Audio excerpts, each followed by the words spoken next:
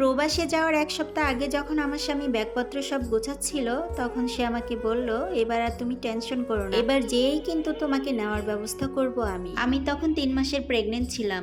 এমত অবস্থায় আমার স্বামী আমাকে দেশে রেখেই সে প্রবাসে পাড়ি যায়। এরপরে মাসখানিক আমার সাথে সে যোগাযোগ রেখেছিলেন, তারপরে আর ঠিক মতো আমার সাথে কথা বলতো। আমি যখনই ফোন দিতাম কাজের ব্যস্ততা দেখাতো আমাকে। এভাবে কিছু মাস যাওয়ার পর আমার স্বামী আর আমার সাথে যোগাযোগই রাখে। তাকে কল দিলে ফোনেও পাওয়া যাচ্ছিল না, মোবাইলটাও বন্ধ। অনেক টেনশন লাগছিল। ব্যাপারটা আমি আমার শ্বশুর শাশুড়িকে জানাই। ঠিকঠাক উত্তর দিতে পারলো না আমার শ্বশুর শাশুড়ি। এরপর তার যত সকল বন্ধু বান্ধব ছিল সবার কাছে আমি খোঁজ লাগাই, কিন্তু কেউই ঠিক মতো তার খোঁজ দিতে পারলো না। আমার স্বামী কোথায় আছে, কেমন আছে, অনেক যোগাযোগ করার চেষ্টা করি, কিন্তু কোনোভাবেই আর আমি তার সাথে যোগাযোগ করতে পারলাম না। মানুষটা কি আদৌ বেঁচে আছে না মরে গেছে তাও আমি বলতে পারি। তার কয়েক মাস পর আমার কোল জুড়ে একটি কন্যা সন্তান এলো। আলহামদুলিল্লাহ, আমি অনেক বেশি খুশি ছিলাম। আমি ভেবেছিলাম আমার মেয়ে সন্তান হয়েছে, এটা শুনে আমার স্বামী অনেক খুশি হবে, হয়তোবা কোনো কারণে আমার উপর রাগ করে সে আমার সাথে কথা বলে না। কিন্তু আমার মেয়ের নাম রাখাও হয়ে গেল, তার কোনো খোঁজ এলো না। এর মধ্যে একদিন হঠাৎ তার মোবাইলে কল দিতেই রিং বেজে উঠলো, কিন্তু বেশ কয়েকবার কল দেওয়ার পরেও আমার স্বামী আমার ফোনটা ধরলো না।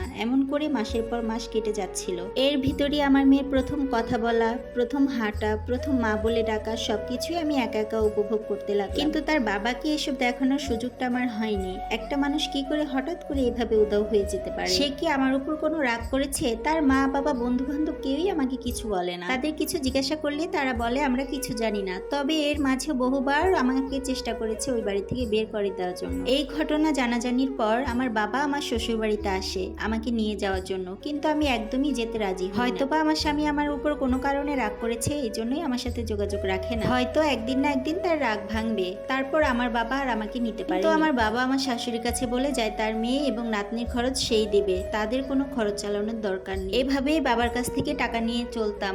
মেয়েটা আস্তে আস্তে বড় হচ্ছে, স্কুলেও ভর্তি করেছে। দেখতে দেখতে 10টা বছর কেটে গেল। আর এই 10টা বছরে যে কত কিছু সহ্য করতে হয়েছে আমাকে বোন, কতটা কষ্ট করেছি, কতটা চোখের পানি ফেলেছি, তা এখন শুধুই গল্প মাত্র। এরই মাঝে হঠাৎ একদিন জানতে পারি আমার স্বামী দেশে ফিরবে। এই কথা শুনে যে আমি কি যে খুশি হয়েছিলাম বোন, তার প্রতি আমার এক আকাশ পরিমাণ অভিযোগ ছিল, ঘৃণা ছিল। তার আসার কথা শুনে বোধহয় আমি এক নিমিষেই পানি হয়ে গেল। দেখলাম আমার 2 চোখ বেয়ে পানি পড়ছে। এটা হয়তোবা আনন্দের কারণ, কিন্তু এই আনন্দ আমার কপালে বেশি সময় ছিল না। দেশে আসার পরে জানতে পারি সে দ্বিতীয় বিয়ে করেছেন এবং সেই নারীকে নিয়ে সে প্রবাসে পাড়ি জমিয়েছেন এবং সেখানে তার ঘর সন্তান সবই আছে। এই কথা শোনার পর যেন আকাশ ভেঙে আমার মাথায় পড়লো। আমি শুধু ছোট্ট মেয়েটার দিকে তাকিয়েছিলাম, কি জবাব দেব তাকে? তার বাবা যে এমন কাজ করেছে কিভাবে বলবো? প্রবাসে যাওয়ার সময় আমার স্বামী আমার কাছ থেকে একটি সিগনেচার নিয়েছিলেন যাতে করে সে আমাকে প্রবাসে নিয়ে যেতে পারে, আর ওই সিগনেচারটাই ছিল দ্বিতীয় বিয়ের পারমিশনের জন্য। আর এই ঘটনাগুলো আমার শ্বশুর শাশুড়ি, তাদের ভাই বোন, বন্ধু বান্ধব সবাই জানতেন, কিন্তু কেউ কখনো আমাকে বলেননি কিছু। আর এ সকল ঘটনা শোনার পর আমার শরীর ও মন এত পরিমাণ খারাপ হয়ে যায় যে আমি মুহূর্তের মধ্যেই কয়েকবার জ্ঞান হারিয়ে ফেলি। 2 দিন আমি কোনো দানা পানি মুখে নিতে পারিনি। 2টা দিন আমি স্যালাইনের উপরে ছিলাম। একটু সুস্থ হওয়ার পর আমি আমার 10 বছরের মেয়েটাকে নিয়ে আমার বাবার বাড়ি চলে যাই। আমার যে আমার স্বামীর জন্য কত শত প্রশ্ন ছিল। এতদিন সে কোথায় ছিল, কিভাবে ছিল, কেন সে রাগ করেছিল আমার সাথে, কেনই বা সে তার মেয়ের সাথে কথাবার্তা বলেনি, যোগাযোগ রাখেনি। আমি আমাদের ছোট্ট মেয়েটির কত শত ভিডিও করে রেখেছি। যখন আমার স্বামী আসবে তখন আমি সব দেখাবো, আর সে সব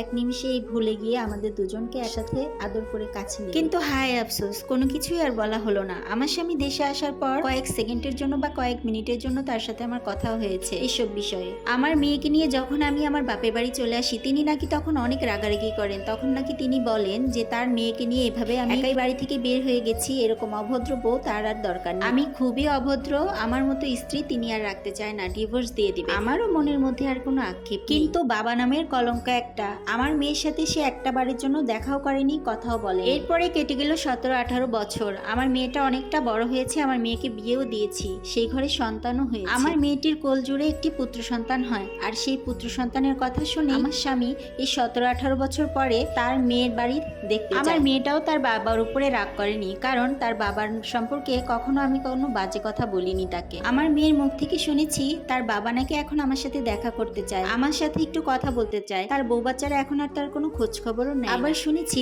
2-1টা রোগও বাসা বেঁধেছে তার শরীরে। খোঁজ না নেওয়ারই কথা, কারণ সে প্রবাস জীবনে যত টাকা পয়সা করেছে সবকিছুই করেছিল ওই বউর নামে। সেই বউ দেখতেও নাকি অনেক বেশি সুন্দরী ছিল। বউ যা বলতো সে তাই শুনতো। আজ কালের পরিবর্তনে সেই বউ তাকে ছেড়ে চলে গেছে। আর যাই হোক, মৃত্যুর আগ পর্যন্ত এমন মানুষ মানুষের ছায়াও পাড়াতে চাই। আর এই গল্পটি একটি আপুর লাইফ থেকে নেওয়া, তিনি নাম প্রকাশে অনিচ্ছুক।